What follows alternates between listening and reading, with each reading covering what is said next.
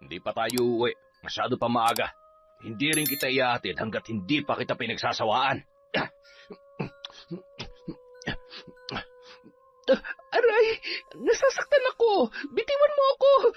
Tulong! Tulungan niyo ako! Huwag ka nang pumalag. Wala namang makakarinig at tutulong sa'yo dito eh. Manahimik ka na lang, Teresa. Huwag kang magsusumbong dahil sisiguruhin ko na hindi mo na makikita pa ang anak mo o sisiguruhin ko na palalayasin ko kayo sa bahay na yon. Manggagancho, walang utang na loob. Naririnig niyo ba ang sarili niyo? Hindi porke mahirap kami ay tatrato niyo kami ng ganito. Nandito kami bilang tao na humihingi ng tulong para mabigyan ng hustisya ang kahayupang ginawa niya sa nanay ko. Hindi niyo ba nakikita ang mga pasa at sugat niya? Tingnan niyo, mga bulag ba kayo? Ha? Tandaan niyo ito. Lahat kayo. May araw din kayong lahat sa akin. Hayop ka? Sino ka ba talaga? Mapapatay kita! Taon 2009. Si Quijor. Isang araw, bandang 4:00 ng hapon, kasabay ng manakanakang pagpatak ng ulan na sinasabayan pa ng malalakas na kulog at kidlat, ay ang walang humpay na pagmamakaawa ni Teresa sa kanyang asawa. Hawak ni Romeo ang kanyang bag at nakayakap naman sa paa nito ang naninikluhod na kanyang kinakasama. Nag-iiyakan din ang 2 batang lalaki na nasa edad 7 at 5 taong gulang pa lamang. Romeo, maawa ka. Huwag mo kaming iiwan ng mga bata. Kailangan ka namin. Kailangan ka ng mga anak mo. Tama na, Teresa. Bitiwan mo nga ako. Patawarin mo ako. Sinubukan ko namang mahalin ka, kaya lang sa ngayon ay sigurado na ako sa nararamdaman ko. Paano mo nagawa sa akin to? Hayop ka.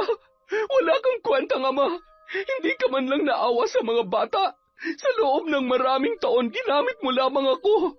Kung si Lisa talaga ang mahal mo, sana hindi mo na lamang ako pinaasa.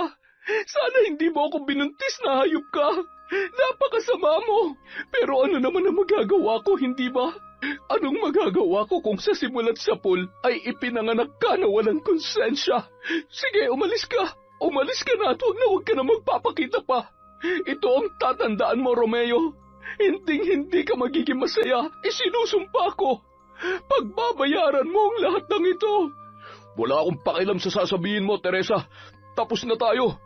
Pagkalabas ni Romeo ng bahay, walang kasing bilis na tumakbo at sumunod ang panganay nilang anak na lalaki. Tatay! Huwag mo kaming iwan, tatay! Tatay! Pumasok ka sa loob ng bahay. Hindi mo pa nakikita ang umuulan? Kalimutan mo na may tatay ka. Sige na! Tatay! Tay! Anak, tama na. Halika na. Wala na tayong magagawa pa. Tuluyan niya na tayong iniwan. Bakit niya tayo iniwan, nanay? Hindi niya ba tayo mahal? Hindi na ba babalik si tatay? Saan po siya pupunta, nay? Wala nang maisagot pa si Teresa sa sunod-sunod na tanong ng kanyang panganay na anak kay Romeo. Patuloy sa paghagulgol sa gitna ng malakas na buhos ng ulan habang mahigpit na nakayakap ang bata sa kanyang ina. Hindi mapigilan ni Teresa ang pagdaloy ng luha sa kanyang mga mata habang nakikitang nasasaktan sa nangyari ang kanyang mga anak. Pinupunasan niya ang basang katawan ng bata dahil sa ulan at pagkatapos ay pinalitan niya yon ng damit. Ramdam niya ang dobleng sakit na nadadama ng 2 batang naguguluhan pa rin sa mga nangyayari. Nung mga oras na yon, mas nanaig ang takot na kanyang nararamdaman kung paano gagampanan ng mag-isa ang responsibilidad na iniwan sa kanya ni Romeo. Ang panganay na anak na si Ara ay nasa edad 15 taon pa lamang at nag-aaral noon sa sekundarya. Anak niya yon sa una niyang asawa na pumanaw 5 taon pa lamang matapos nilang maikasal. Maswerte na nagkaroon sila ng anak bago yun pumanaw, ngunit alam niya ang hirap na magpalaki ng bata na walang katuwang. Bagay na muling gumugulo sa kanyang isipan noong mga sandaling yun. Walang mapagkukunan ng sapat na pera si Teresa para itaguyod ang araw-araw na pangangailangan ng kanyang mga anak. Ume-extra lamang siya sa paglalaba kay Don Gregorio. Yun din ang may-ari ng lumang bahay na kanilang tinitirhan. Mula kasi na magloko si Romeo ay hindi na sila nakapagbayad ng upa sa bahay na kanilang inuupahan, kaya naman pinalayas sila ng may-ari noon. Nagmabuting loob na tinulungan sila ng matandang mayaman na si Don Gregorio, kaya sila ay pinatira sa nasabing bahay. Matapos mabihisan ni Teresa ang anak, tumungo siya sa kusina at binuksan ang lalagyan nila ng bigas. Lalo lamang siyang napahagulgol nang makita ang kakarampot na laman ng kanilang bigasan. Nadatnan siya ni Ara sa ganoong sitwasyon na nanggaling pa sa sentro. Pinagbabantay kasi yon ng tindahan ng kanyang guro kapag araw ng Sabado at Linggo. Nay, nandito na po ako. May dala po akong bigas at... Oh, bakit umiyak kayo? Totoy? Bunso? Ano nangyari? Nasaan si nanay? Umalis si tatay, ate. Iniwan niya na tayo. Lumayas na siya at hindi na siya babalik pa. Naku, huwag na kayong umiyak. Nandito naman kami ni nanay diba? Mahal na mahal namin kayo at hindi namin kayo pababayaan. Sandali lang at ilalagay ko muna tong mga dala-dala kong pagkain sa kusina. Nagugutom na ba kayo? Opo, ate. Gutom na po kami. O siya, sige. Magluluto muna ako, ha? Nakangiti, ngunit may kurot sa puso ni Ara na makita sa ganong kalagayan ang kanyang mga kapatid. Tumalikod at napabuntong hininga siya nang makita ang basang bahagi ng kanilang sala mula sa tumutulong sira-sirang bubong. Dumiretso sa kusina at nadatnan ang kanyang nanay Teresa na nakatulala habang hawak ang pantakal ng kanilang bigas. Nay, okay lang po ba kayo? Ako na po dyan. Umupo po muna kayo. Ay, tubig. Gusto niyo po ba ng tubig? Sandali lang po, ha? Heto po, Nay.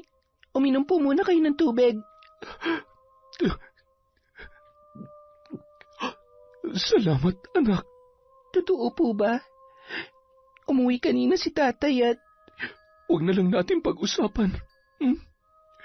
Okay lang ba kung ikaw na munang mag-asikaso dito sa kusina? Masakit kasi ang ulo ko. Iidlip lang muna ako, anak. Ilang gabi na rin kasi akong hindi makatulog na maayos. Masyado po kasi kayo nag-iisip ng kung ano-ano, kaya ayan. Sige, nanay, magpahinga na po muna kayo. Huwag po kayo mag-alala, kaya natin to. Basta, magpakatatag lang po kayo at kailangan namin kayo ng mga kapatid ko. Wala naman po tayong magagawa kundi tanggapin at magpatuloy na lamang sa buhay. Ay, huwag kayo mag-alala. Kapag nakapagtapos na ako ng pag-aaral, sisiguruhin ko na bibigyan ko kayo ng magandang buhay, Nay. Salamat, anak. Napakaswerte ko dahil may anak akong katulad mo. Mahal na mahal ko kayo ng mga kapatid mo. Yan ang palagi ninyong tatandaan. Mahigpit na yakap na lamang ang itinugon ni Ara sa kanyang ina, bago yun tumalikod at muling tumulo ang mga luha. Huwag kayong mag-alala. Balang araw ay magiging maayos din ang lahat. May dahilan kung bakit kailangan pagdaanan natin ang lahat ng ito. Basta ako, hanggat kaya ko, hanggat humihinga ako, mayroong pag-asa. Ako ang aahon sa pamilya natin sa kahirapan, Nay.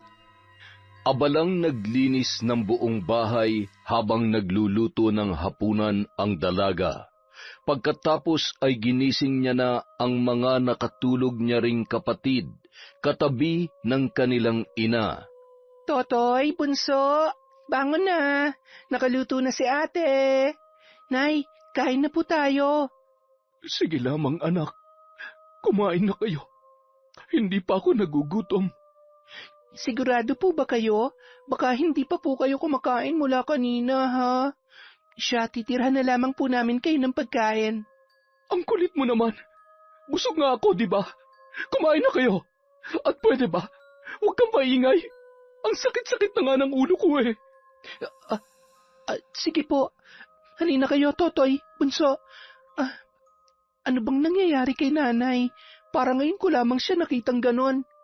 Siguro dahil masama lang talaga ang pakiramdam niya. Sige na, maupo na kayo. Kumain kayo na marami, ha? Marami tayong ulam ngayon. Masarap at paborito niya ang itlog at pansit canton, hindi ba? Opo, ate. Paborito namin to ni Bunso. Pansit canton at itlog. Kinabukasan, araw ng linggo. Nay, alis na po ako. Kalahating araw lang naman po ako magbabantay sa tindahan. Nagluto na po ako ng almusal ninyo. Kumain na lamang po kayo at kagabi pa kayo hindi kumakain. Sige na. Salamat, anak. Aalis din ako mamaya at maglalabada ako. Masakit pa rin ang ulo ko at katawan. Kung hindi po kaya ng katawan ninyo, ako na lamang po maglalaba mamaya pag uwi ko, Nay. Hindi na, anak. Ako na.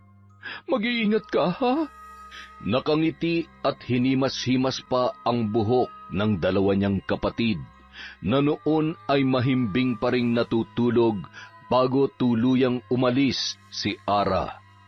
Bandang 9:00 ng umaga, matapos paliguan ang dalawang bata, ay hinainan na yon ng pagkain ng kanilang ina. Mga anak, dito lang kayo sa bahay. Maglalabada lang si nanay, ha? Huwag kayong aalis ng bahay. Totoy, ikaw na ang bahala sa kapatid mo, ha? Opo, Nay.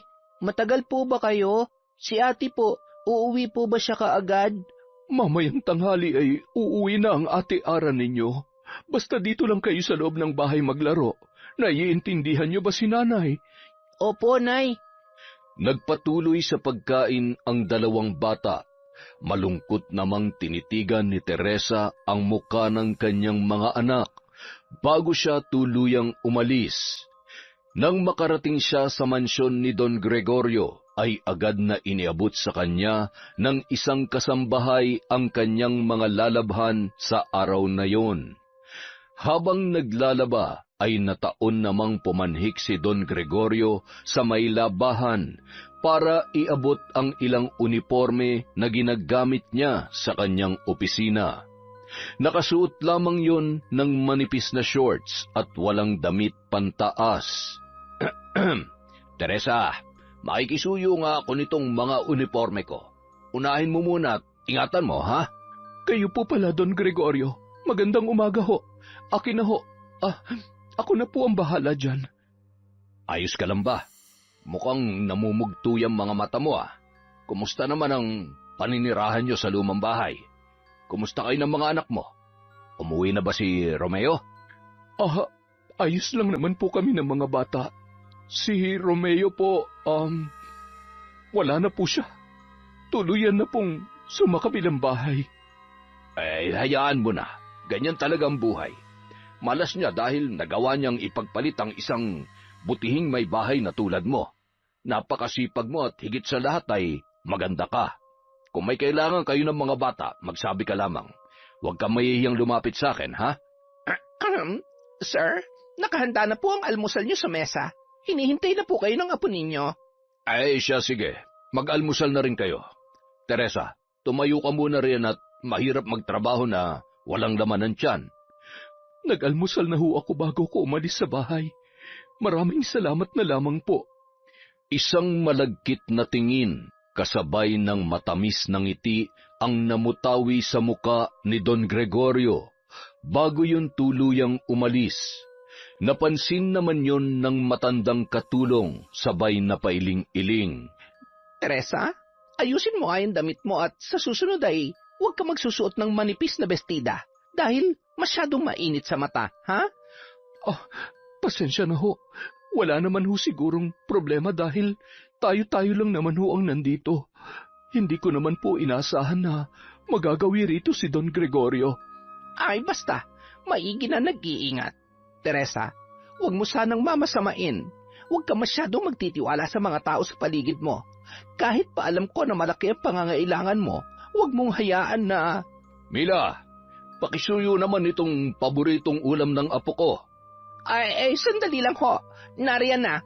O siya, dito na muna ako, ha? Napakibit balikat na lamang si Teresa na animoy naguguluhan sa mga sinabi ng matandang katulong. Matagal nang naninilbihan ang matandang dalagang kasambahay sa pamilya ni Don Gregorio. Mula nang maliit pa lamang ang mga anak ng kilalang Don na noon ay nagsisipagtrabaho na sa ibang bansa at may kanya-kanya ng maayos na buhay. Ang tanging kasama na lamang nito sa mansyon ay ang kanyang pinakamamahal na apo sa bunso niyang anak. Nagpatuloy sa paglalaba si Teresa na magulo pa rin ang isipan at mabigat pa rin ang dibdib habang iniisip ang problema na kanyang pinagdaraanan. Muli na namang pumatak ang kanyang mga luha at idinadaan na lamang ang galit na kanyang nararamdaman sa pagkukusot ng mga damit na kanyang nilalabhan. Bandang 12:00 ng tanghali, sa gitna ng katirikan ng araw ay nagmamadaling naglalakad si Ara pauwi sa kanilang bahay.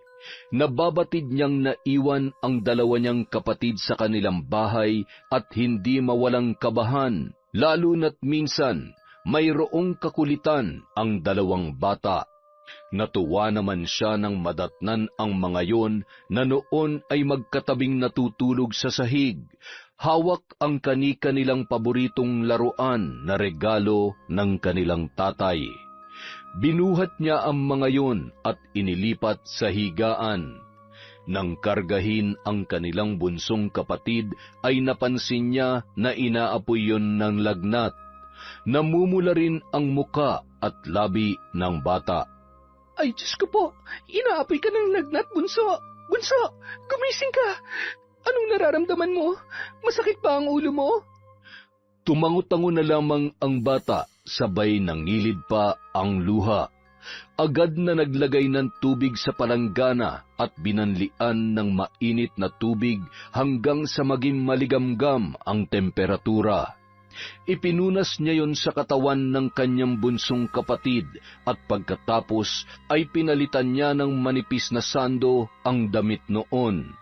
Pinahiran niya ng langis ang talampakan ng kanyang bunsong kapatid. Kumalma naman siya nang mapansin na bahagyang pinagpapawisan na yon. Tinabihan niya ang bata at bahagya pang hinimas-himas ang likod at muli na yung nakatulog.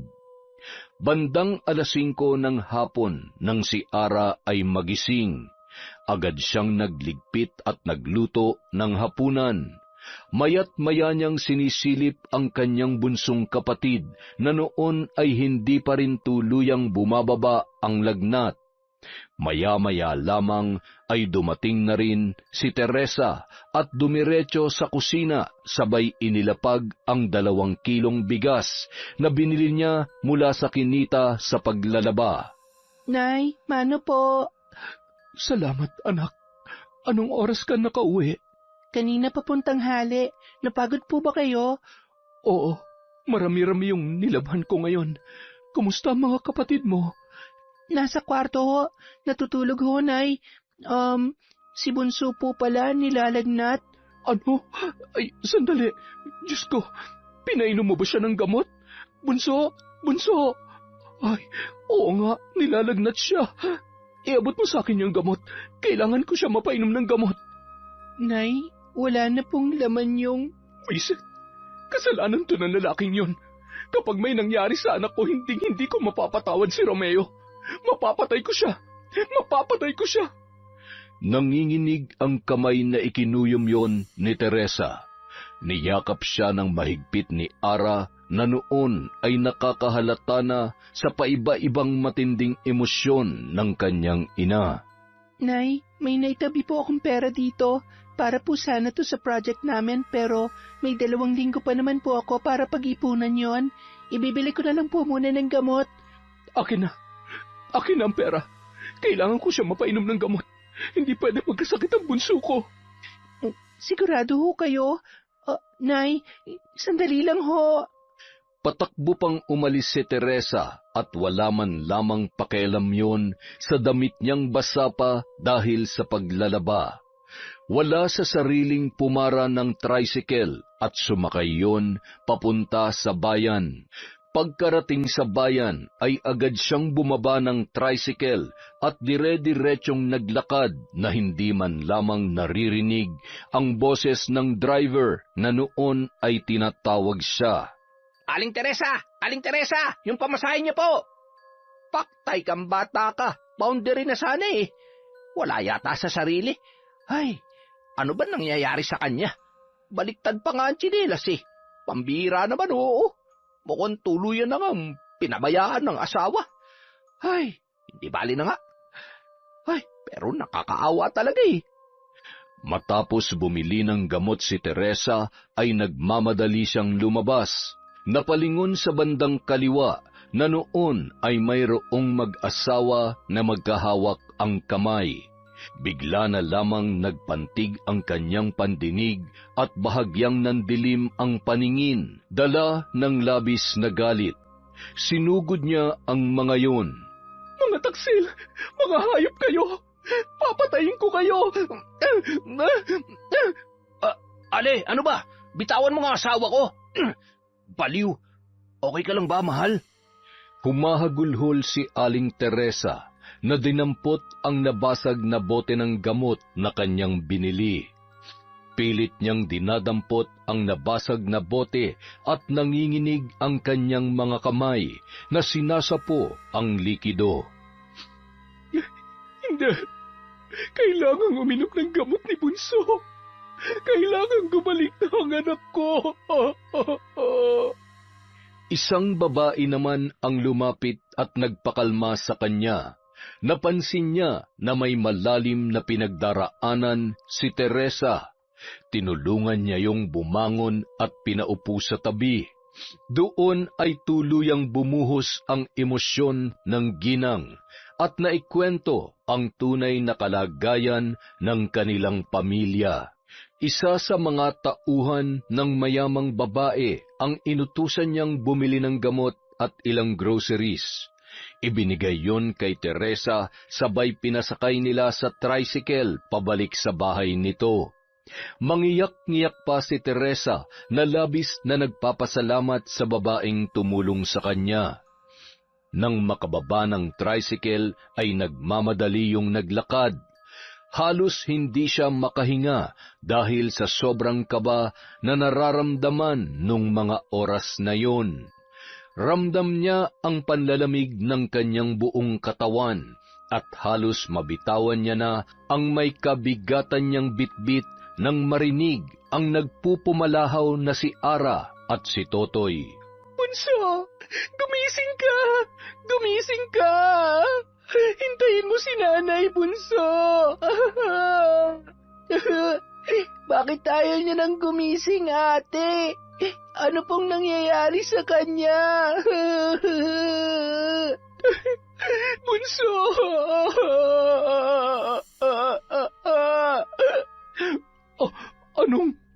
Ano nangyari, ha? Kumuha ka ng kutsara, bilisan mo. Paiinumin ko siya ng gamot. Bunso, anak ko. Nandito na si Nanay. Marami akong pasalubong sa'yo. Anak, hindi mo ba ako naririnig? Magsalita ka. Kausapin mo ako. Ara, bilisan mo. Ano ba? Anak, huwag mong gawin sa akin to. Huwag mong iiwan si Nanay. Maawa ka naman sa akin. Hindi. Hindi ka pwedeng mamatay, anak ko. Nabalot ng kalungkutan at pagdadalamhati ang buong kabahayan. Makalipas ang 1 buwan, matapos mailibing ang bunsong anak ni Teresa, ay wala pa rin yon sa sariling katinuan. Madalas ay nakatulala at palakad-lakad sa kung saan-saan. Isang araw, Nay, wag ho kayong aalis ha. Masyado hong mainit sa labas. Tingnan niyo ho yung paa niyo, may mga sugat na. Totoy, bantayan mo muna si nanay ha, papasok lamang si ate.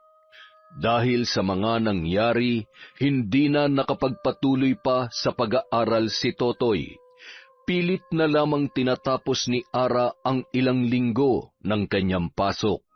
Pinagtitiisan niya rin ang pangungutya ng kanyang mga kamag-aral dahil sa kondisyon ng kanyang inang si Teresa.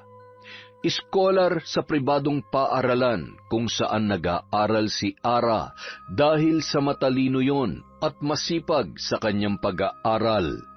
Lagi itong nangunguna sa klase kaya naman wala siyang binabayaran.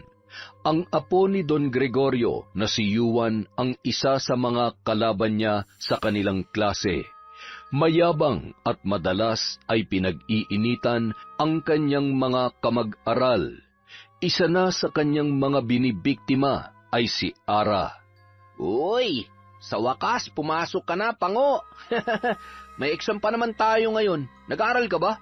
Naku, paano pag bumagsak ka? Ha? Saan ka na pupulutin yan? Wala ka namang pambayad ng tuition. Wala na nga ata kayong makain eh. Sa pagkakaalam ko, kung hindi dahil sa lolo ko, hindi maipalilibing na maayos yung namatay mong kapatid. Tapos, yung labandera naming may sayad, nanay mo pala yun? Classmates, nakita nyo na ba nanay nito, ha? Yung nanay niyang aning-aning, palakad-lakad at... sabihin mo ng kahit na ano sa akin, pero hindi ko hayaan na kutsain mo ang nanay ko. Wala kang alam, kaya di ko may ang bibig mo kung ayaw mong basagin ko yung pagmumukha mo. Ang yabang mo asal kalye ka pala eh. Ang lakas ng loob mo na itulak ako. Alam mo ba kung saan ka pupulutin? Baka nakakalimutan mo, ultimo bahay na tinitirhan nyo ay pag-aari ng lolo ko. Kaya matuto kang lumugar. Pareho lang kayo ng nanay mo, baliw. Sabi lang manahimik ka. Sa sobrang lakas ng suntok ni Ara, ay pumutok ang nguso at tumulo ang dugo sa ilong ng binatilyo. Nakakuyom ang palad at nagngingit-ngit sa galit na susugurin pa sana ang noon ay nakaupo at umiiyak ng si Juan dahil sa matinding takot sa dugo. Sakto namang dumating ang kanilang mestra at ipinadala sa klinik si Juan at agad namang pinapunta sa guidance office ang dalaga. Nagpaliwanag siya sa kung anong totoong nangyari at kung bakit niya nagawa yun kay Juan. Hindi naman siya pinaniwalaan dahil wala man lamang isa sa kanyang mga kaklase ang nagsalita para sa kanya. Bagkus ay pinagkaisahan pa siya ng mga yon. Suspendido at binalaan din siya na posibleng mawalan ng bisa ang pagiging iskolar niya, dahilan para manlumo ang dalaga. Wala sa sarili na umuwi at hindi mapigilan ang pagpatak ng kanyang luha dahil sa isang iglap ay tila gumuho ang kanyang pangarap na makapagtapos sa pag-aaral. Balang araw, pagsisisihan niyo ang ginawa niyo sa akin.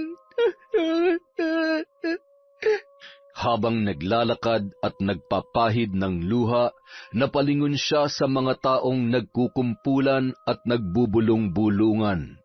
Mula sa di kalayuan ay nakita niya ang kanyang ina na nakadamit pantaas, ngunit wala yung shorts at wala ding sa pinangpaa. Gulo-gulo ang buhok, sumasayaw-sayaw habang may hawak na manika at isang mahabang tinik na kulay itim. Pinagbababato pa yon ng mga bata at tinatawag na baliw. Walang kasing bilis na tumakbo si Ara papalapit sa kanyang ina at sinigawan ang mga bata na noon ay naghahalakhakan na tumatakbo papalayo. Ang sasama niyo! Napakasama niyo! Nay, tara na po! Umuwi na tayo! Naghihintay na po si Totoy sa bahay. Bakit po ba lumabas pa kayo? Sino ka? Huwag mo kong hahawakan. Ikaw ba ang kabit ng asawa ko? Oo, ikaw nga. Babarangin kita. Babarangin ko kayo. Lumayo ka sa akin. Pangit ka. Aray, Nay, ako to. Nasaan na yun? Diyos ko, bakit naman po kailangan namin pagdaanan ng lahat ng ito? Tulungan niyo po ako.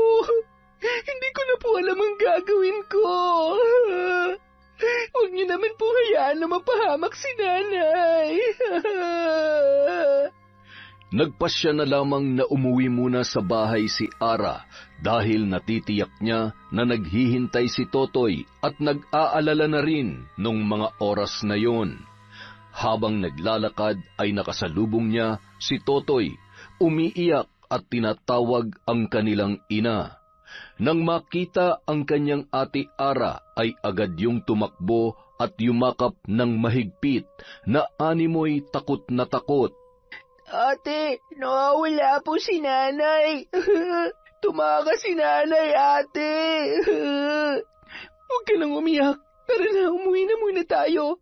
Magbibihis lang ako tapos hahanapin natin siya, ha? Tahan na. Samantala, habang palakad-lakad papunta sa mansyon ni Don Gregorio si Teresa, sakto namang nadaanan ng sasakyan yon ng matanda. Huminto ang sasakyan sa tapat ng babae at tinawag si Teresa. Teresa, saan ka pupunta? Halika, sumama ka sa akin. Gusto mo bang ihatid kita sa bahay mo? Siguradong hinahanap ka na ng mga anak mo. Mga anak ko? Ang ganda ng sasakyan mo. Pwede ba akong sumakay dito? Oo naman. Sige na. Dahan-dahan lang. Samahan mo muna ako, ha? Pagkatapos ay ihahatid na kita sa mga anak mo tapos bibigyan kita ng maraming pera. Okay ba yon? Pera? Oo. Gusto kong maraming pera. Bibili ako ng gamot sa bunso ko. May lagnat siya eh. Wala din baon si Totoy. Pagod na ang anak kong si Ara. Matalino yun.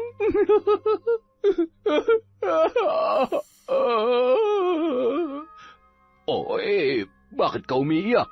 Kasi iniwan ako ni Romeo. Inagaw siya sa akin ng malanding babae na yon. Tingnan mo to, paparangin ko sila para mamatay sila tapos papangit sila pareho. Hindi sila pwedeng maging masaya. Hindi pwede.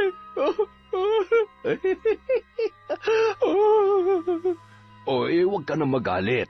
Kalimutan mo na yung asawa mo. Gusto mo bang mamasyal? Ipapasyal mo ko Don Gregorio? Ay, salamat po. Ang bait-bait niyo talaga. Matutuwa ang mga anak ko. Pero huwag mong sasabihin kahit kanino na mamamasyal tayo, ha? Huwag mong sasabihin na ako ang kasama mo. Magtatampo ko. Hindi. Hindi ko sasabihin. Saan tayo mamamasyal? Maganda ba doon? Oo naman. Sobrang maganda at siguradong kapag nandun na tayo, makakalimutan mo ang lahat ng problema mo. Pumapalakpak pa at pakanta-kanta si Teresa habang sila ay nasa biyahe. Dinala yon ni Don Gregorio sa isang bahay na nasa karatig lalawigan lamang. Doon niya dinadala ang ilang mga babaeng natitipuhan niya at katulad ni Teresa, walang laban at sa gabing yun ay gagawin niya ring biktima. Wow! Ang ganda-ganda naman ng bahay mo, Don Gregorio. Ay, maraming alikabok. Gusto niyo po linisan ko tapos... Ay, bakit niyo po ako hinahalikan? Magagalit ang asawa ko. Teresa, wala nang asawa mo. Kaya ngayong gabi, kalimutan mo muna siya. Hindi ba't niloko ka niya at pinagpalit sa iba? Kaya kung ako sa'yo, kalimutan mo na yon. Mabuti pa sumunod ka sa akin. Bibigyan kita ng mas magagandang damit. At ang dumi-dumi na ng katawan mo. Siguro kung saan-saan ka na naman nagpunta kanina. Maligo ka muna, ha? Nang inabot ni Don Gregorio ang isang magandang damit mula sa isang aparador, ay tuwang-tuwa naman si Teresa. Agad yung tumungo sa banyo at naligo na animoy bata na naglalaro. Nang tawagin yon ng matanda, ay agad naman nang nagbanlaw at lumabas, suot ang kulay puting bestida. Napakaganda mo, Teresa. Alam mo bang ang tagal ko nang hinihintay ang pagkakataong ito? Sa wakas ay mapapasakin ka na rin. Bakit mo isinasara ang pinto? Kailangan ko nang umuwi. Baka umiiyak na si Bunso. Ihatid mo na ako. Hindi pa tayo uuwi. Masyado pa maaga. Hindi rin kita ihahatid hanggat hindi pa kita napagsasawaan. Aray, nasasaktan ako. Bitiwan mo ako. Tulungan niyo ako. Huwag ka nang pumalag. Wala namang makakarinig at tutulong sa iyo dito. Manahimik ka na lang, Teresa. Huwag na huwag ka magsusumbong dahil sisiguruhin ko na hindi mo na makikita pa ang mga anak mo. O di kaya naman, palalayasin ko kayo sa bahay na yon. Ayoko. Bitiwan mo ako. Huwag, maawa ka. Aray ko, lintik kang. Bakit mo ako kinagat, ha?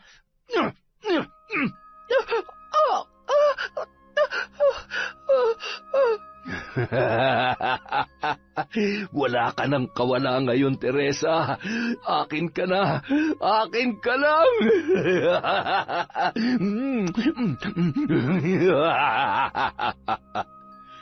Nang gabing yon, ay pinagsawaan ni Don Gregorio ang katawan ng kaawa-awang si Teresa. Habang pinagsasamantalahan ay patuloy din niyang sinasaktan ang babae. Puno ng pasa ang katawan, maging ang muka nito. Nawalan ng malay dahil sa labis na takot at panghihina dahil sa panghahalay ng walang awang matanda. Nang isakay niya sa kotse si Teresa ay wala pa ring malay.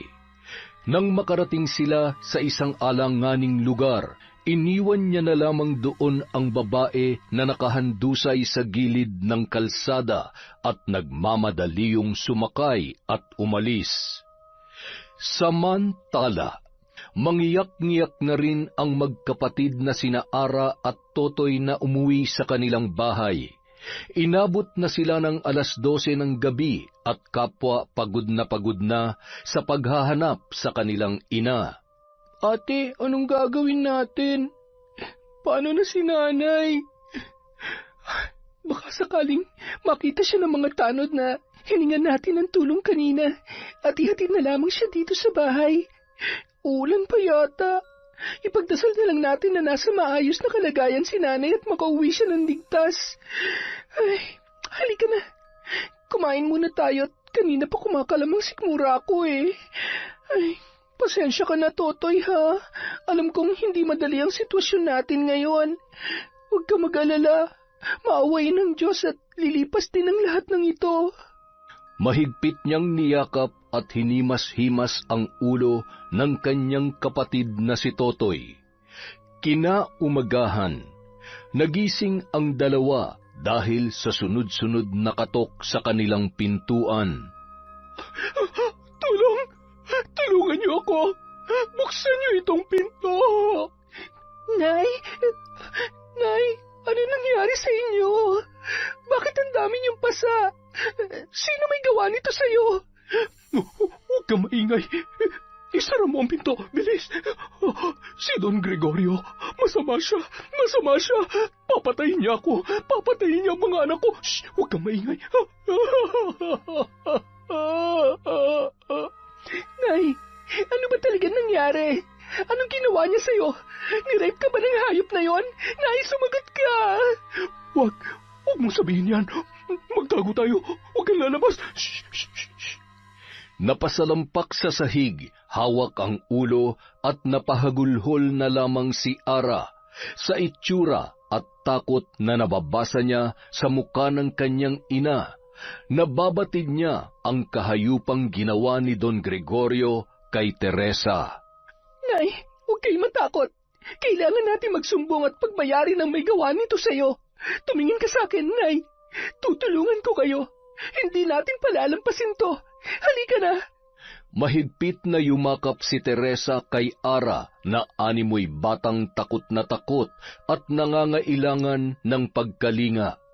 Isinama rin nila sa barangay hall si Toto na hindi halos makapagsalita at naguguluhan sa mga nangyayari. Sa mukha nito ay mababanaag ang takot at kaba. Nang makarating sa barangay ay agad na nagsumbong si Ara sa kanilang kapitan at ilan pang opisyal ng barangay na naroroon. Kilala mo bang taong pinagbibintangan ninyo? Alam ko ang hirap na pinagdadaanan nyo, iha, lalo na't ganyan ang kalagayan ng nanay mo. Pero hindi naman tama na gawin yung daan yan para manggancho. Hindi ba't si Don Gregorio pa nga ang tumutulong sa inyo? Napakawalang utang na loob nyo naman. Manggagancho, walang utang na loob. Naririnig nyo ba ang sarili nyo? Hindi porke mahirap kami ay itatrato nyo kami ng ganito. Nandito kami bilang tao na humihingi ng tulong para mabigyan ng hustisyang kahayupang ginawa niya sa nanay ko. Hindi nyo ba nakikita ang mga pasa at sugat niya? Tingnan nyo, mga bulag ba kayo? Ha? Wala sa tamang pag-iisip ang nanay mo. Paano kung gawa-gawa niya lamang sa imahinasyon niya mga pinagsasasabi niya sa'yo? Sinasabi ko sa'yo, iha, baka lalo lamang kayo mapahamak kapag itinuloy niyo pa ang pagrereklamo. Tandaan niyo ito, lahat kayo. May araw din kayong lahat sa akin. Tara nanay, Totoy, umuwi na tayo. Abat, masyadong matapang, wala namang sapat na ebidensya. Hay, ang aga-agay nakakasira ng araw. Matawagan nga si Don Gregorio at nang mapalayas ang pamilya mukhang pare-parehong may tililing. Noong araw din yun, nang malaman ni Don Gregorio ang tungkol sa mga nangyari, ay naglakas loob pa yung pumunta sa bahay ng mag-iina. Nang matanawan yon ni Teresa, ay wala yung kasing bilis na nagtago sa ilalim ng isang katre at takot na takot. Anong ginagawa niyo dito? Nakarating na po ba sa inyo ang pagrereklamo namin laban sa inyo? Nandito ako para iparating sa iyo ang labis na pagkadismaya ko sa mga nalaman ko. Ako pa talagang sisiraan ninyo? Ako na tumulong at siyang may-ari ng bahay na ito? Hindi ko mapapalampas ito, lalong-lalo na't nalaman ko na sinaktan mo rin pala ang apo ko. Aba, hindi ka nga talaga ata marunong lumugar, iha. Mukhang sumusobra ka na. Sumusobra?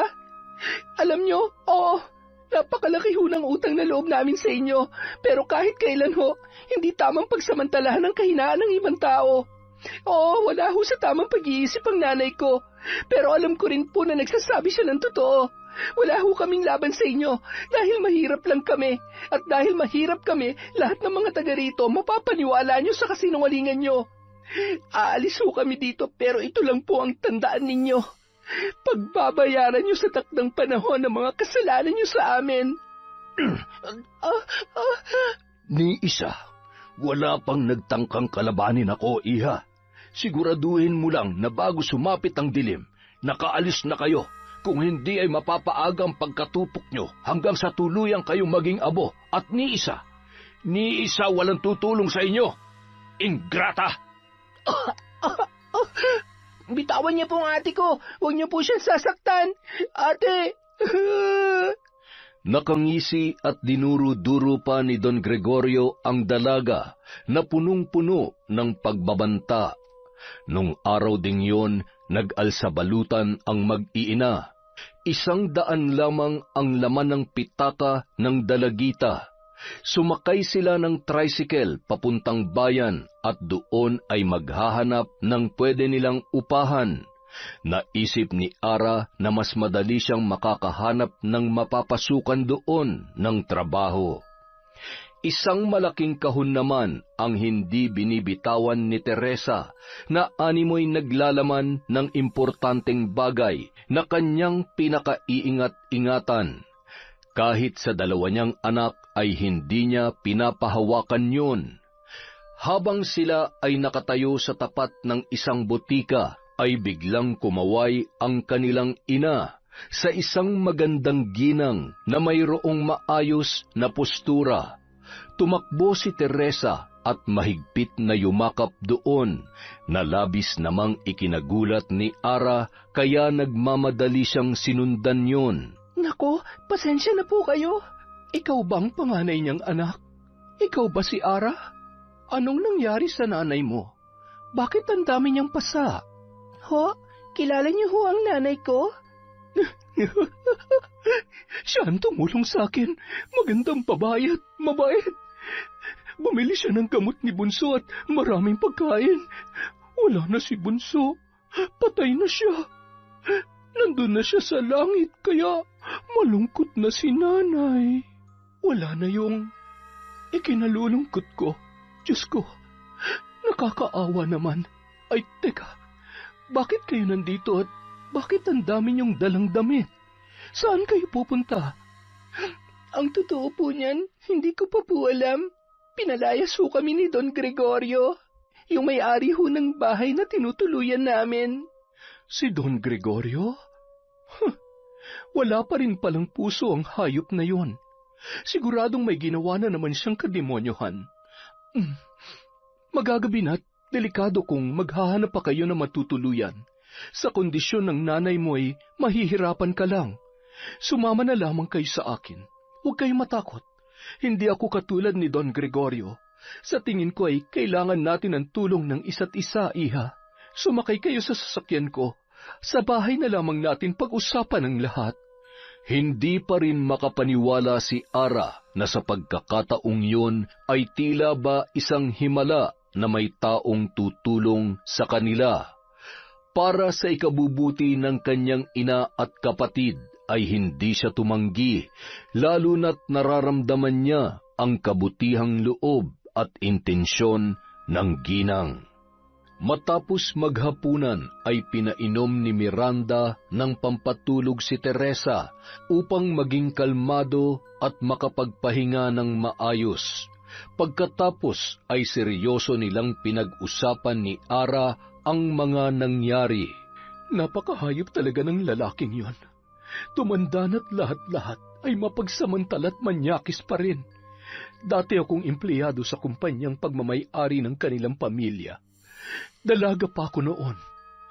Ay, isa rin ako sa maraming biktima ng kababuyan niya.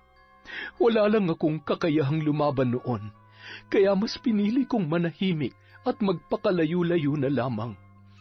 Pero hinding-hindi ko makakalimutan kung paano niya binaboy ang pagkababae ko. Kinasusuklaman ko siya. Hinding-hindi ko rin po siya mapapatawad sa ginawa niya kay nanay. Babalikan ko siya. Sila ng apo niya, pareho silang demonyo. Huwag ka mag-alala.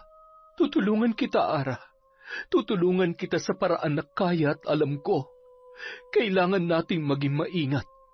Kaya paghahandaan natin ang lahat. Kailangan sa muli niyong paghaharap, may laban ka na at ikaw naman ang titingalain nila. Isasama ko kayo sa Maynila at kailangan din nating maipagamot ang nanay mo. Matalino ka, hindi ba? Gagamitin mo yan para maisagawa ang ating plano at higit sa lahat, mabago mo ang takbo ng buhay ninyo. Marami ka pang dapat matutunan para alam mo kung paano lalaruin ang ating mga kalaban. Isang bagong muka at pangalan nang noon ay nangangarap na dalaginding na nawalan na ng pag-asang makapagtapos ang nakapagtapos sa isang sikat na unibersidad sa Maynila. Matalino, matapang at isa na ring mayamang negosyante. Gamit ang apelyido ng asawa ni Miranda, kinilala na siya ng ginang bilang tunay na anak. Sa tindig at kagandahan ng bago niyang muka ay walang sinumang makakaalam sa masalimuot na pinagdaanan niya sa nakaraan. Makalipas ang 5 taon, muling bumalik sa probinsya ang dalaga at sa pagkakataong yun ay handa na siyang maningil at pagbayarin ang mga taong nagkasala sa kanila. Sa isang silid, hawak niya ang kahon na pagmamay-ari ng kanyang ina. Matagal niya ring inaral kung paano gagamitin ang mga nilalaman noon. Mas nadagdagan pa ang kanyang kaalaman sa tulong ng isang mahusay na mambabarang na binayaran niya upang masigurong matagumpay niyang maisasagawa ang pambabarang. Inilapag niya ang kagamitan at sinigurong nakasara ang pinto ng kanyang kwarto. Isang malaking bungo na may iba't ibang nakasulat na orasyon ang nasa loob noon. Sinindihan niya ang isang pulang kandila na simbolo ng galit at pasakit na ipararanas niya sa taong kanyang babarangin sa gabing yun. Nakangisi niyang pinagmamasdan ang naglalagablab na apoy ng kandila. Sinimulan niyang bigkasin ang mga kakaibang salita habang pinapatakan ang bungo. Katulad ng buhay ng mga babaeng sinira at pinagsamantalahan mo, unti-unti mo ring mararamdaman ang pagguho ng mundo mo. Unti-unti kang malalanta na parang mga pangarap na winasak mo. Mawawalan ka ng lakas katulad ng mga babaeng pinilit at walang awa mong sinaktan habang pinagsasamantalahan. Lahat ng meron ka ay mawawala sa'yo. Ako ang karma mo, Don Gregorio. Ako ang babaeng tatapos ng kahayupan mo. Ako ang puputol sa sungay mo. Babalik ako at ipaparanas ko sa iyo ang galit at sakit na pinaranas mo sa mga biktima mo. Malapit na ang iyong pagbagsak. Kukunin ko ang lahat sa iyo. Lahat-lahat, pati ang buhay mo. Kasabay ng mga halakhak, ang sunod-sunod na katok ni Miranda sa pinto ng kwarto ni Lara. Lara, anak, buksan mo tong pinto. Kailangan kong iligpit ang mga to. Hindi pwedeng malaman ni Mami ang tungkol dito. Matapos iligpit ang gamit at mag-spray ng pabango sa kanyang kwarto, nagmamadali niyang binuksan ang pintuan noon. Ano ba't amoy? Nagsindi ka ba ng kandila at naligo ka ba ng pabango? At saka, bakit parang pawis na pawis ka? Sira bang aircon mo? Wala ho ito. Doon na lang po tayo sa sala mag-usap. May importante po ba kayong sasabihin sa akin? Wala naman. Gusto ko lang makasiguro kung handa ka na ba talagang humarap ulit sa apo ni Don Gregorio? Oo naman po. Sobrang tagal na nating pinagplanuhan ang lahat ng to, Mami. Kaya sa tulong ng mambabarang na nakausap ko, may sasagawa na natin ng matagumpay ang plano ko. Siya. Malaki ang tiwala ko sa iyo, Lara. Pero mag-iingat ka, ha? Huwag ka magpapatalo sa bugso ng galit na nararamdaman mo sa mga hayop na yon. Kailangan manatiling kalmado ka at wala silang malalaman tungkol sa iyo hanggat hindi mo pa napapabagsak ang mga yon. Makalipas ang 1 buwan, habang nasa biyahe si Juan di kalayuan pabalik sa kanilang mansyon, bigla na lamang nawalan ng hangin ang 2 gulong ng kanyang sasakyan. Ay, buisit! Kung kailan naman nagmamadali tsaka pa nasiraan. Padabog na lumabas yon at sinipa-sipa ang gulong, sabay na pabuntong hininga. Puros naman kamalasan ng araw na to. Buisit talaga. Maya-maya, bigla namang may tumigil na isang mamahaling sasakyan at bumaba ang isang magandang babae. Inalalayan pa yon ng 2 naka-uniformeng lalaki. Hi! Kailangan mo ba ng tulong? Ano nangyari sa kotse mo? Oh no! Mukhang napaglaruan ng gulong mo. Hi, I'm Yuan. Parang ngayon lang kita nakita rito. Galing Maynila? Miss... Yes, Miss Lara de Guzman. Sandali lang ha. Kuya, can you help him fix his car? Alam mo, I'm sure sinadya to. Siguro, marami kang kaaway, no? Wala naman. Napagtripan lang siguro. Buti na nga lang at hindi ako nadisgrasya. Ay, kung nagkataon, hindi sana tayo nagkakilala. Salamat. You're welcome. Siya nga pala, baka sakaling matulungan mo rin ako. Plano ko kasing magpatayo ng mga bahay at negosyo dito sa lugar nyo. Baka sakaling may kakilala ka na... Tama lang palang nagkakilala tayo. Ang totoo niya, naghahanap ako ng buyer ng mga ari-arian namin. Mahina na ang lolo ko at may malubha na siyang karamdaman. Paisa-isa na ring nalulugi ang ilan sa mga... di ko naman maasikaso lahat ng mga negosyo niya. Nahihirapan ako dahil hindi ko naman mapantayin yung husay niya bilang isang negosyante. Mas kailangan kong pagtuunan ng pansin ang pag-aalaga kay lolo kaysa sa negosyo niya. Ang galing naman. Kaya tayo nagkakilala ngayon dahil ikaw din pala ang sagot sa problema ko, Yuan. Makalipas ang ilang buwan, halos lahat ng ari-arian ng matanda ay naibenta na kay Lara. Naging malalim ang pakikipagkaibigan ng dalaga sa apo ni Don Gregorio na si Yuan.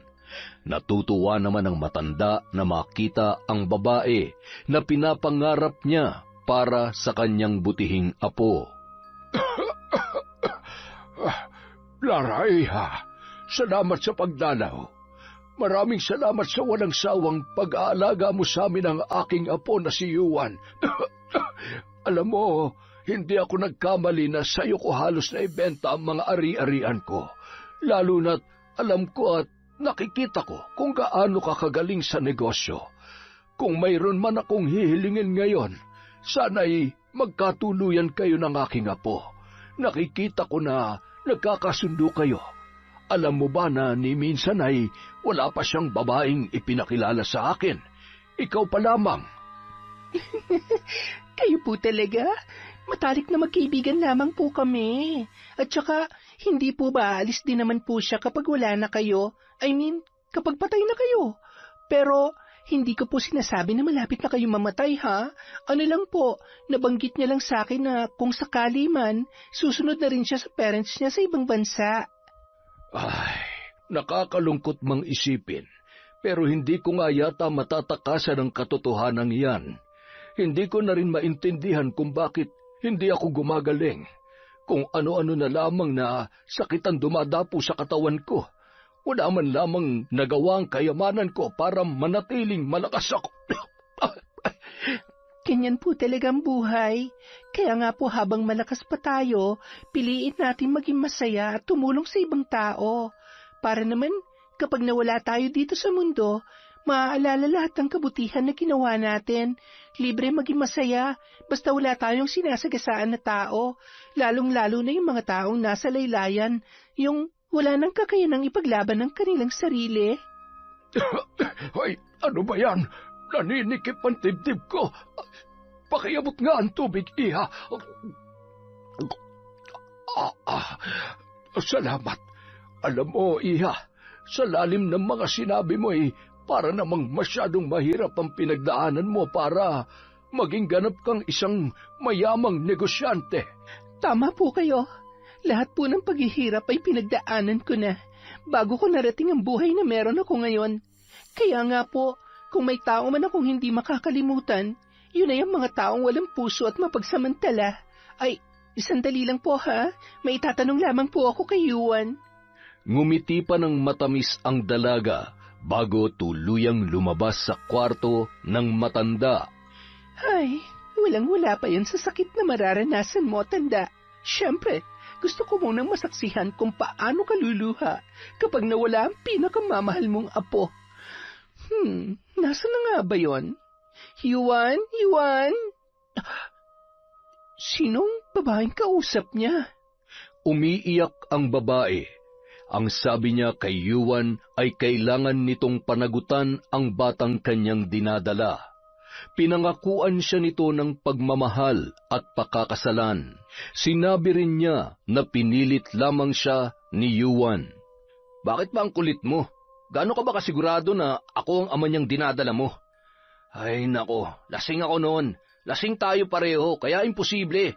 Alam mo, mas mabuti pa, ipalaglag mo na lang yan eh. Isa pa, hindi ka ang babaeng pinapangarap ko. Magkaka-girlfriend na ako at siyang gusto ko at mahal ko. Sige na, malis ka na. Kung kailangan mo ng pera, eto. Siguro naman sapat na yan para matapos na yung problema mo.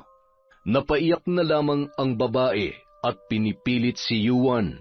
Sabi niya hindi pera ang kanyang kailangan. Dahil sa mga narinig, itinulak siya ng malakas ng binata. Ang kulit mo naman eh, umalis ka na nga. Yuan, hindi mo ba narinig ang sinabi niya? Anong klase kang lalaki, ha? Ganyan ka ba talaga? Ano pang itinatago mo? Sa mga nakita ko, hindi ikaw ang Yuan na nakilala ko. Isa kang monster. Ang pangit ang ugali mo. Miss, okay ka lang? Halika, sumama ka sa akin. Lara, wait. Let me explain. Wala kang dapat ipaliwanag. Wala ka nang kailangan sabihin pa dahil sa totoo lang, basang-basa na kita. Matagal ko nang alam kung anong klase kang tao. Nanatiling blanko at tila ba binuhusan ng malamig na tubig ang binata. Hindi niya maipaliwanag ang sakit na nararamdaman at pagkadismaya para sa kanyang sarili. Makalipas ang ilang linggo, nagulat na lamang si Yuan nang bigla siyang arestuhin ng mga pulis. Nakulong yon dahil sa sapat na ebidensya na ipinakita ni Lara at ng babaeng tinulungan niya.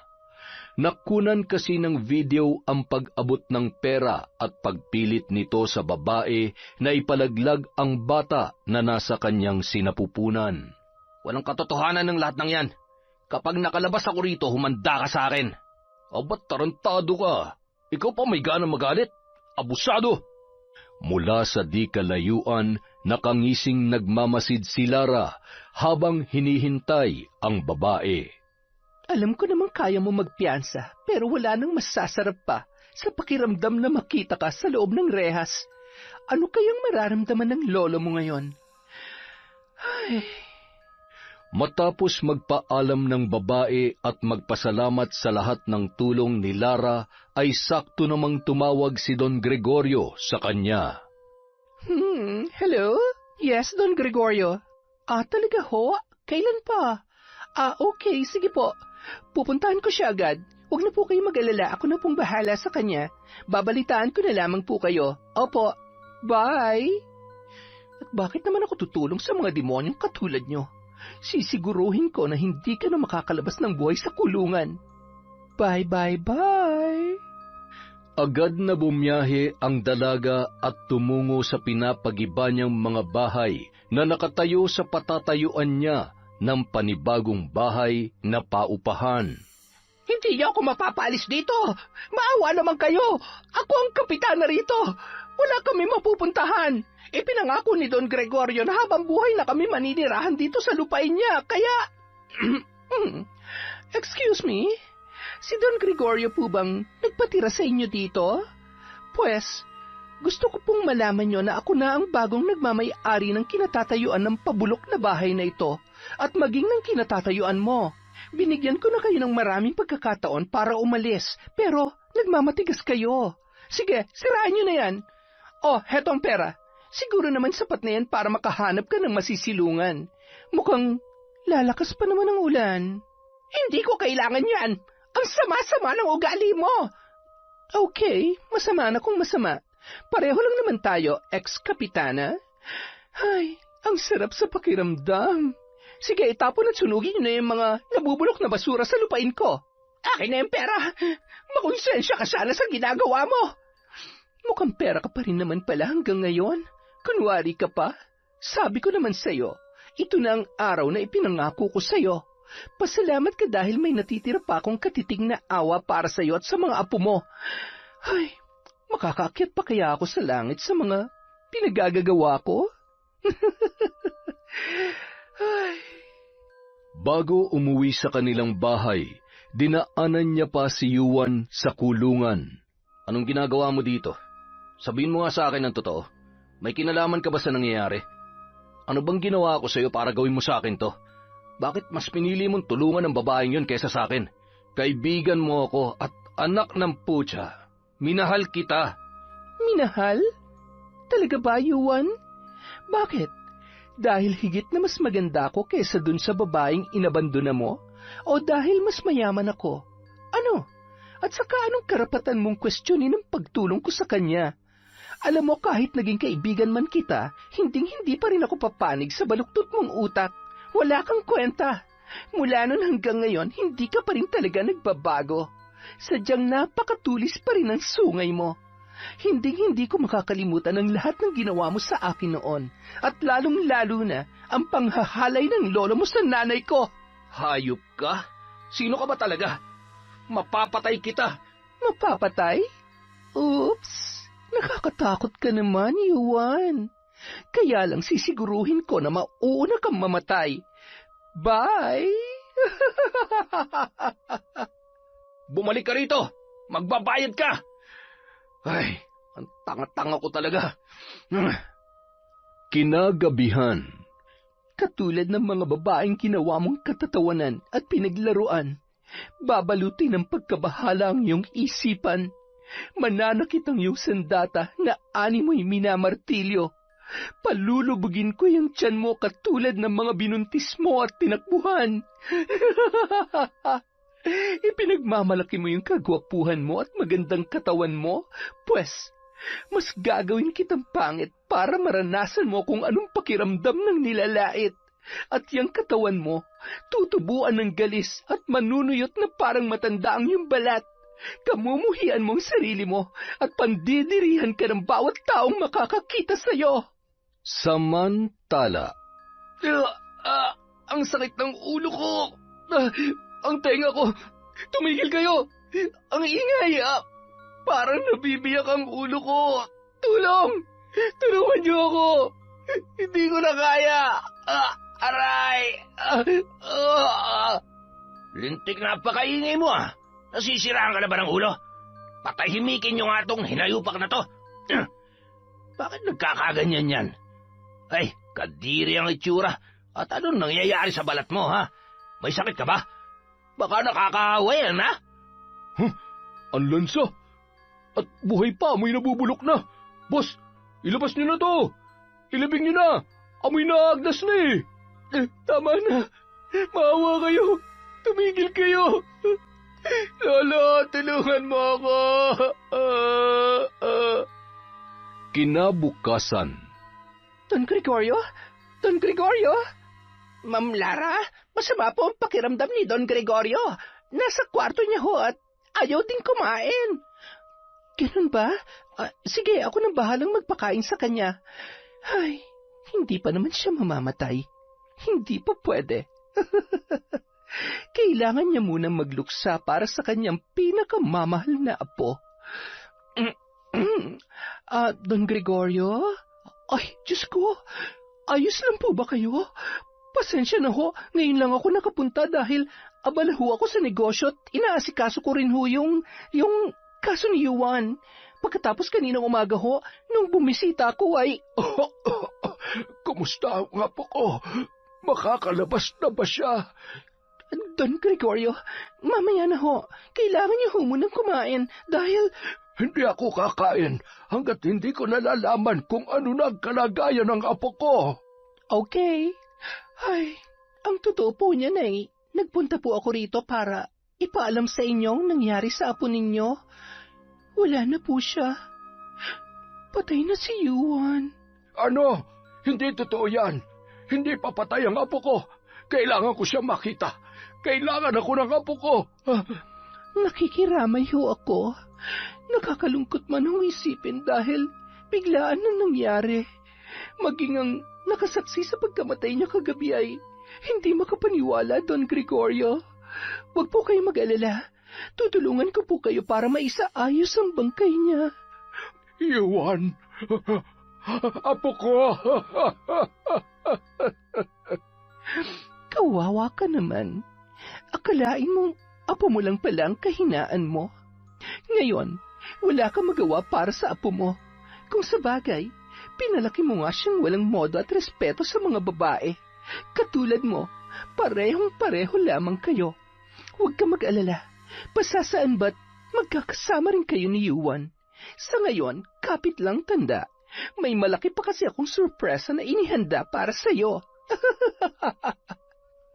labis namang ikinalungkot ng mga magulang ni Juan ang nangyari sa kanilang anak, ni hindi man lamang nila naihatid sa huling hantungan ang binata.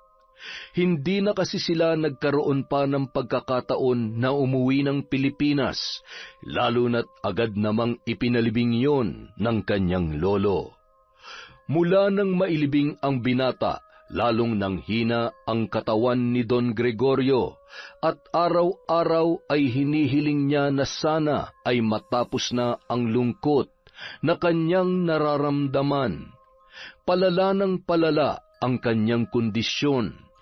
Iisa na lamang nakatulong ang nagtsatsagang mag-alaga sa matanda. Bukod sa mahirap alagaan ay pinandidirihan na yon dahil sa dami ng sugat na nasa kanyang katawan. Sa gabi ay hindi naman yon makatulog at nagpupumalahaw sa sakit ng iba't ibang parte ng kanyang katawan na hindi niya maintindihan. Naririnig mo ba ako? Kunin mo yung kutsilyo. Bilisan mo. Ha? Don Gregorio, ano ang gagawin niyo sa kutsilyo? Hindi mo ba nakikita? Hirap na ako sa sakit ko. Yung mga anak ko, wala naman silang pakialam sa akin. Mas mabuti pang mamatay na lamang ako. Pagod na ako. Hindi ko na kaya. Sundin mo ang pinag-uutos ko, parang awa mo na. Ay, Don Gregorio, huwag niyong pangunahan ng Diyos. May dahilan pa ho kung bakit nabubuhay pa kayo. Baka ho may mga... Sandali lamang po, may tumatawag sa labas. Baka nandyan si Ma'am Lara. Tao po. Magandang araw po. Ay, sino ka? Anong ginagawa mo dito? Ay, teka, kilala kita. Ikaw nga ba yan, Teresa? Ay, Diyos ko, bakit napakaganda mo na? Anong ginagawa mo rito? Kung mamarapatin ninyo, gusto ko sana makausap ng maayos si Don Gregorio. Gusto ko lamang humingi ng tawad at magpasalamat sa lahat ng kabutihan niya. Nagdala rin ako ng prutas dahil nabalitaan ko na meron siyang sakit. Ay, sige. Tumungo ka na lamang sa kwarto niya at dadalhin ko ito sa kusina at ipaghahanda kita na maiinom. Ay, nako, marami kang ikukwento sa akin. Mukhang mayaman ka na at, ay, napakaganda mo pa rin. Nakangising pumasok si Teresa sa loob ng kwarto ng matanda na noon ay patuloy pa rin sa pagdaing sa kanyang nararamdaman. Napatigil yon nang makita ang babaeng nakatayo sa may pintuan at unti-unting naglalakad papalapit sa kanyang higaan. Teresa, anong ginagawa mo dito? Bakit? Hindi ka ba masaya na makita ko? Buhay na buhay, malakas, at nasa katinoan. Hindi na ako baliw na kaya mong utuin at pagsamantalahan. Anong ibig mong sabihin? Hindi ko alam ang sinasabi mo. Sinungaling. Tumanda at nangangabulok ka na't lahat-lahat. Hindi ka pa rin nagsasabi ng totoo. Ayan, tingnan mo ang sarili mo. Bunga na yan ang lahat ng kahayupan mo. Wala kang karapatang sabihin sa akin yan. Kahit bali-baliktarin mo ang mundo, hindi mo pa rin mababayaran ang mga naitulong ko sa inyo. Hindi ka sigurado dyan sa mga sinasabi mo. Wala kang alam, tanda. Para malaman mo, hindi na tayo magkapantay sa estado ng buhay ngayon. Talagang hindi. Dahil isa kang hampas lupa. Hampas lupa? Noon yun, hindi na ngayon. Sa totoo lang, mas mayaman at mas marami na akong ari-arian kesa sayo. Hindi mo alam, lahat ng meron ka noon ay pag-aari na namin.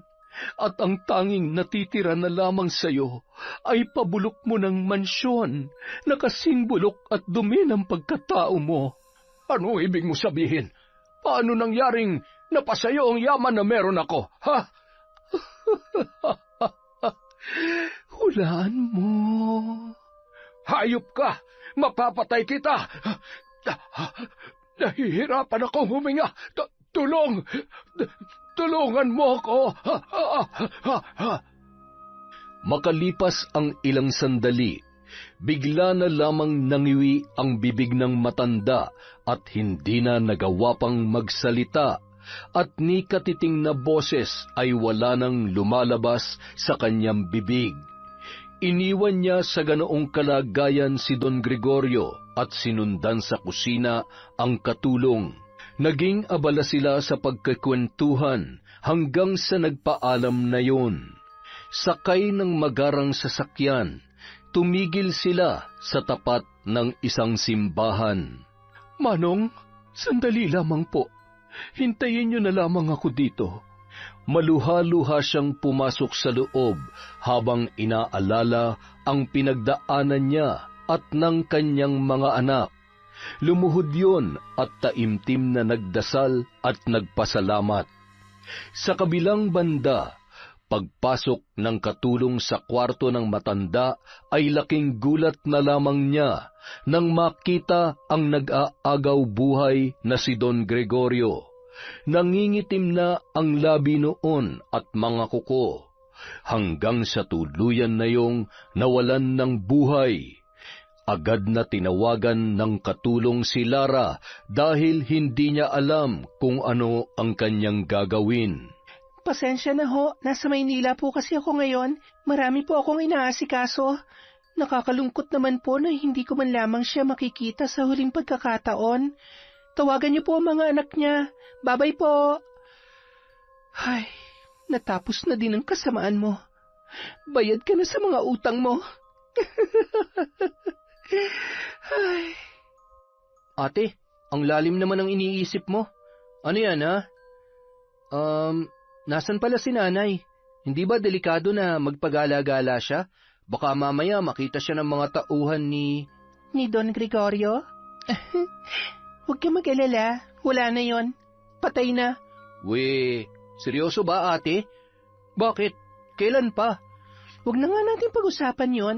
Basta, sa ngayon, ligtas tayo, masaya, at wala na mga aapi sa atin. Mahal na mahal ko kayo ni nanay. Salamat, ate, ha. Alam mo kung hindi dahil sa'yo, sigurado naging palaboy na tayo. Isa pa, baka hindi na gumaling si nanay sa sakit niya kung nagkataon. Ay, sobrang nagpapasalamat ako kay Mami Miranda. Siya nagbigay sa atin ng pagkakataon na magbagong buhay at lumaban. Namimiss ko na rin siya. Parang nasanay na ako na dalawa talaga ang nanay natin. Sana makasama rin tayo sa susunod na pamamasyal niya sa ibang bansa, no? Oo naman. Huwag ka mag-alala. Sa susunod na taon, ipapasyal ko kayo ni nanay kahit saan niyo pa gusto. Sa kabilang banda, habang naglalakad si Teresa papunta sa sakayan, aksidente niyang nasagi ang isang lalaki. Aray, ano ba naman ho at... Oh, Teresa? Ikaw ba yan? Excuse me. Hindi kita kilala. Nagmamadali ako. Ay, sandali. Nasaan ang mga anak natin? Kasama mo ba sila? Malalaki na ba sila? Ang kapal na mukha mo para magtanong. Bakit? Kailan ka pa nagkaroon ng pakialam sa mga anak mo? Ano? Tinubuan ka ng konsensya? Itatak mo dyan sa maliit mong utak na wala kang karapatang tawagin silang anak dahil hindi ka marunong magpakaama. Teresa, sandali. Patawarin mo na ako. Hindi ko yun sinasadya. Kung may babalik ko lang ang... Tumigil ka na. Wala nang silbi pa kahit lumuhod ka at lumuha pa ng dugo. Hindi mo alam ang hirap at sakit na pinagdaanan ko. Pero huwag ka mag-alala. Napatawad na kita, Romeo. Pero matagal na rin kitang binura sa buhay namin. Kung nakukonsensya ka sa ginawa mo, siguro nga yan ang karma mo. Habang buhay mong pagsisisihan ang mga pagkakamali mo at pag-iwan mo sa amin noon. Diretso nang lumakad at sumakay ng sasakyan si Teresa. Hindi makapaniwala si Romeo kung paano nagbago ang buhay ng dati niyang kinakasama.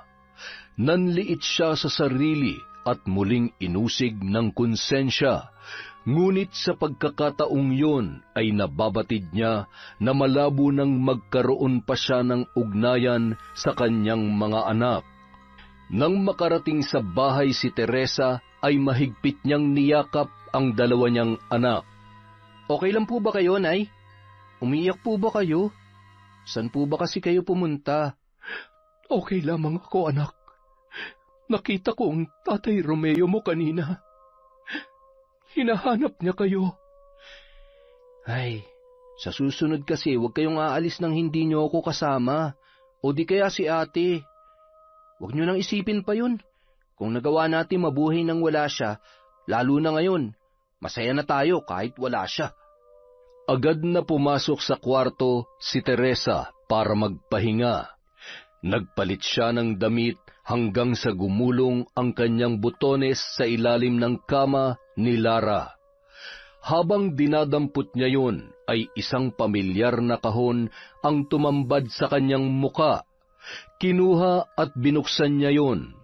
Doon ay napagtanto niya na sa itsura ng mga gamit at dahil may ilang mga nadagdag, ay siguradong may gumagamit sa mga yun.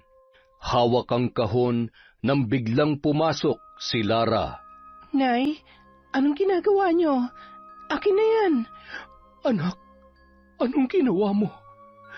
Ginamit mo mga ito? Akala ko ba, ano ba talaga ang totoo? Bakit mo pinakailaman ang aklat at ang mga gamit ko sa pambabarang? Inay, hindi ko kailangan magpaliwanag. Isa pa, nakatulong naman ang mga yan para makapagiganti ako sa kanila. Anak, hindi mo naiintindihan. Alam mo ba kung bakit kahit gustong-gusto kong barangin ang tatay mo noon ay hindi ko magawa? Lara, may kapalit ang lahat.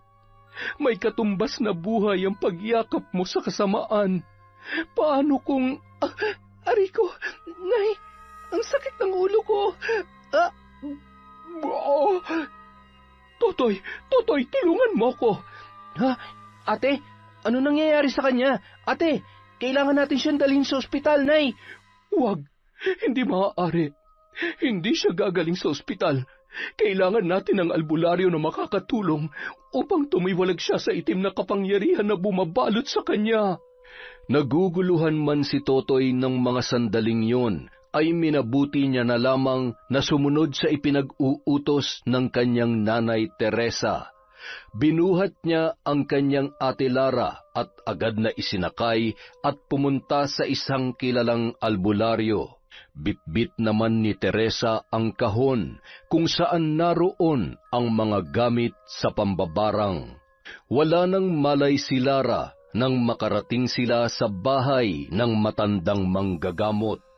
Matapos ilahad ni Teresa ang nangyari, ay agad naman nang isinagawa ni Mang Tino ang ritual. Mahirap talaga magpatalo sa galit.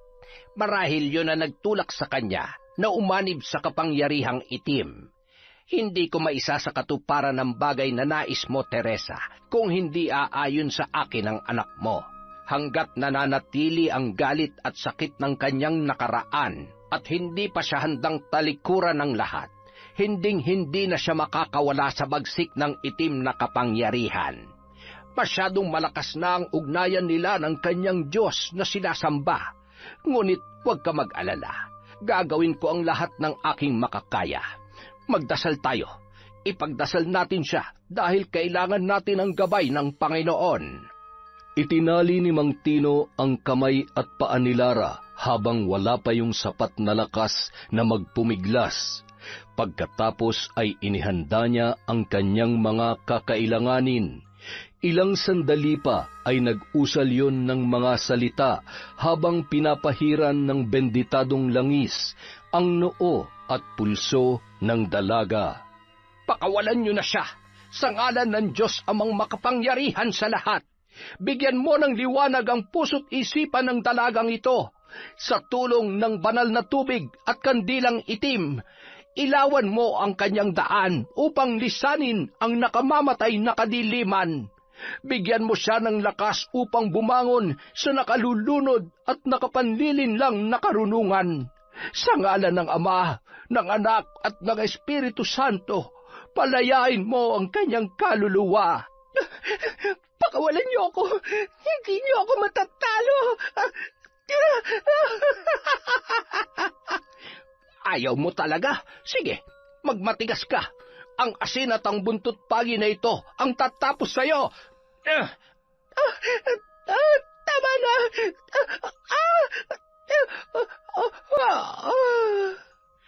Isang itim na usok kasabay ng malakas na hangin, ang noon ay kumawala sa katawan ng dalaga. Pawis na pawis, nanghihina at nagngingilid ang luha. Mahigpit yung niyakap ng kanyang ina habang hinahaplos ang buhok at pinapahid ang kanyang mga luha. Kailangan nating sunugin ang mga ito. Hanggat nakikita niya ang mga ito, ay maaari pa rin siyang matalo ng tukso ng demonyo. Sinindihan ang mga gamit na yon, pati na rin ang aklat ng karunungan. Matapos maging abo, ay binasbasan pa yon ng albularyo ng banal na tubig. Makalipas ang ilang sandali, kinalagan na nila ang dalaga mula sa mahigpit na pagkakatali at pinainom ng tubig na dinasalan ni Mang Tino. Agad namang nakaramdam si Lara ng lakas at ginhawa. Isuot mo ang kwintas na ito bilang proteksyon mo. Humingi ka ng kapatawaran sa Diyos at matuto ka rin magpatawad. Palayain mo ang sarili mo sa galit at sa iyong nakaraan, iha. Hayaan mong mamayani ang pagmamahal at kasiyahan sa pamamagitan ng pagtanggap mong muli sa buhay mo ng dakilang Diyos na makapangyarihan. Minsan kang naging biktima ng mga may masasamang loob, ngunit mahirap maging bilanggo ng galit at pagkamuhi. Ang demonyo ay hindi mapapagod na bigyan ka ng dahilan na gumawa ng masama. Hanggat nagpapatalo ka sa kanya, hinding-hindi mo mahahanap ang tunay na saya at kapayapaan sa iyong puso. Makalipas ang isang buwan, magkakasamang bumaba ng sasakyan ang mag-anak. Galing sila sa simbahan. Anak, nakasalubong ko pala kanina si Kapitana nung bumili ako ng kandila. Salamat daw sa tulong mo at sa libreng pagpapatira doon sa bahay. Wala ho yun. Makabawi man lang ako sa kamalditahan ko nung pinasira ko ang bahay niya. Ay, kapag binabalikan ko ang mga nagawa ko, naging halimaw pala ako. Wala eh, nagpatalo ko sa kagustuhan kong gumanti. Alam kong mali pero may pagkakataon na naiisip ko na yun talagang dapat sa kanila, lalong-lalo na kay Don Gregorio at kay Juan. Kung nabubuhay sila't mananatili makapangyarihan, paano na lamang ang mga taong kayang-kaya nilang abusuhin at pagsamantalahan, katulad ng ginawa nila sa Yonay, sa ginawa nila sa atin. Maaaring mali yung paraan ng paghahanap ko ng hustisya, pero kapag inaapakan ka na, hindi pwedeng wala tayong gagawin para lumaban. Patawarin ako ng Diyos sa lahat ng mga nagawa ko. Hindi ko alam kung mapapatawad niya pa ako, pero hindi ako magsasawang lumuhod at humingi ng tawad sa Kanya. Anak, anumang kasalanan na nagawa mo, hinding-hindi ka niya huhusgahan at tatalikuran. Hindi siya tumitingin sa laki at dami ng kasalanan. Hindi nababawasan ang pagmamahal ng Diyos para sa atin. Ilang beses man tayo magkasala. Kaya nga, handa niyang pasanin ng krus para lamang matubos ang ating mga kasalanan. Kaya naniniwala ako na mas nakikita ng Diyos ang natitirang kabutihan dyan sa puso mo, ang pagsisisi mo na minsang umanib sa tawag ng itim na kapangyarihan. Salamat po, Nay. Basta mula ngayon, kalimutan na natin ang lahat. Gusto ko po na maging masaya tayo sa buhay na meron tayo. Oh, bakit malungkot ata ang napakagwapo kong kapatid? May problema ba? Namimiss ko lang si Bunso. Siguradong kung buhay pa siya, masayang-masaya siya ngayon.